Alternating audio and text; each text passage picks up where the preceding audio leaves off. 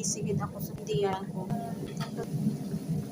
Talaga dito kasi ayaw nila yung manok i-direct mo preto na hilaw. Gusto nila i-boiled muna. O ito nga, tapos na. Tapos ilagay ko to sa firin. Alam nyo guys, ipares lang ni nila ya sa kupos without rice sila ya. Di ako ya.